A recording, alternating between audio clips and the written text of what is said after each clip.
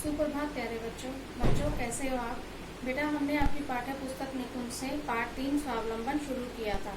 सबसे पहले मैंने आपको ये बताया था कि स्वावलंबन शब्द कैसे बना है। स्व प्लस आलम्बन। स्व मतलब अपना, आलम्बन मतलब सहारा। अपना सहारा स्वयं बनना, यानी कि आत्मनिर्भर बनना, अपना काम स्वयं करना।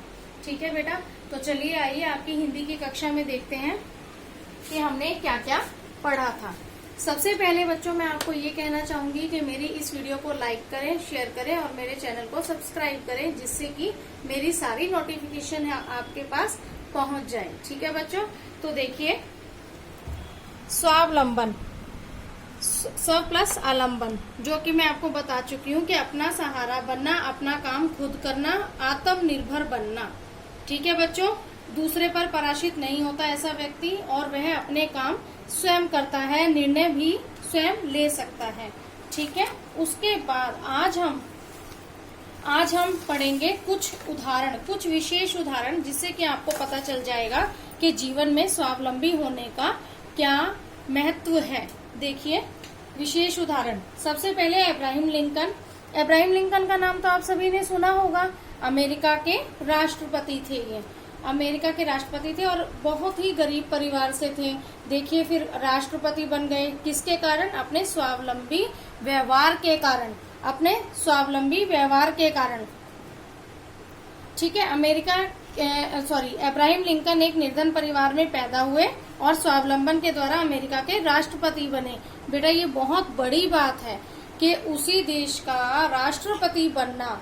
ठीक है, उसके बाद है मैकडोनल्ड नामक एक मजदूर परिश्रम से इंग्लैंड का प्रधानमंत्री बन गया। मैकडोनल्ड नामक एक मजदूर जो है वो अपने परिश्रम से इंग्लैंड का प्रधानमंत्री बना। उसके बाद हमारा आ जाते हैं श्री लाल बहादुर शास्त्री।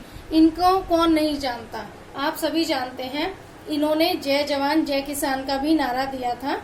उन्होंने भी, वो भी क्या थे कि बहुत गरीब परिवार से थे और हमारे देश के प्रधानमंत्री बने, भारत देश के प्रधानमंत्री बने। उसके बाद डॉक्टर APJ अब्दुल कलाम का एग्जाम्पल लिया है मैंने, उदाहरण लिया है आपकी बुक से। तो वो क्या करते थे? पहले अखबार बेचते थे, फिर अपने स्वावलंबी और परिश्रम के बल पर देश के सर्वोच्च पद पर आसीन हुए, जिन्हें मिसाइल मैन के नाम से भी जाना जाता है।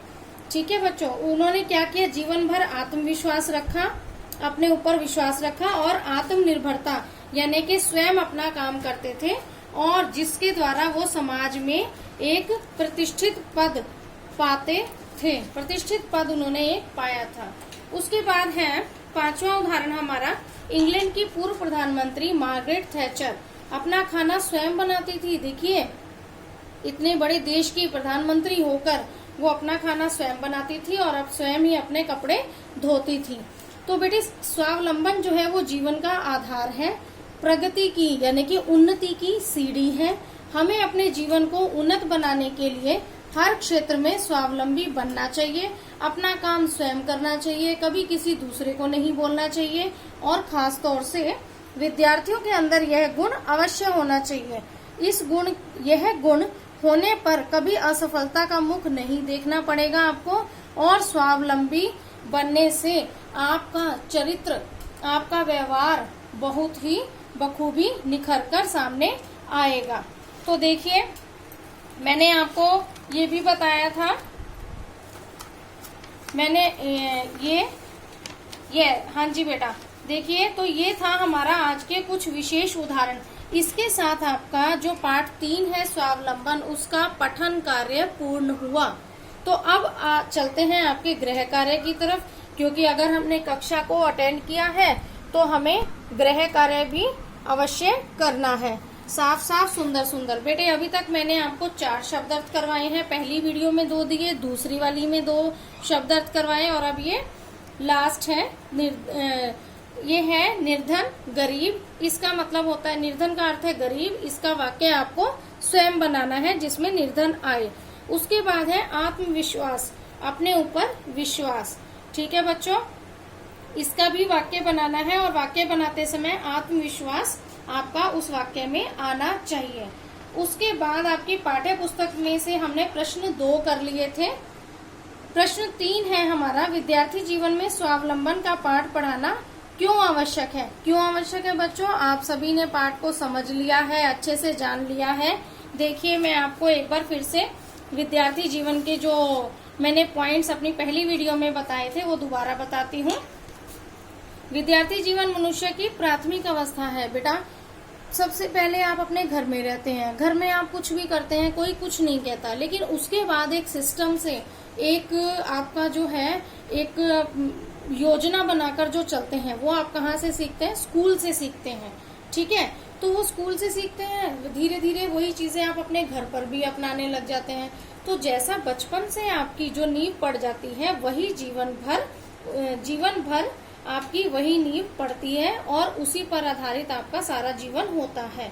ठीक है, दूसरा था हमारा, विद्यार्थियों को सारे काम स्वयं करने चाहिए, दूसरों पर आश्रित नहीं रहना चाहिए। तीसरा था कि जो बड़े विद्यार्थी हैं यानी कि जो कॉलेज वगैरह में पढ़ते हैं, आपके बड़े बहन भाई भी हैं, उन्हें कोशिश करनी चाहिए कि पढ़ाई के साथ साथ धन अर्जित करना भी सीखें और अपने माता पिता का सहारा बने।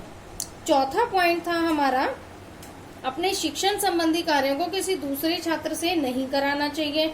यानी कि जैसे आज मैं काम दे रही हूँ, आप कह दो कि भैया आप कर दो या दीदी आप कर दो, नहीं, ये गलत है। और लास्ट आखिरी हमारा पॉइंट था कि दैनिक जीवन के सभी कार्य भी सीख लेने चाहिए, क्योंकि बेटा देखिए जिंदगी में, जीवन में कभी भी किसी भी प्रकार का मोड़ आ सकता है।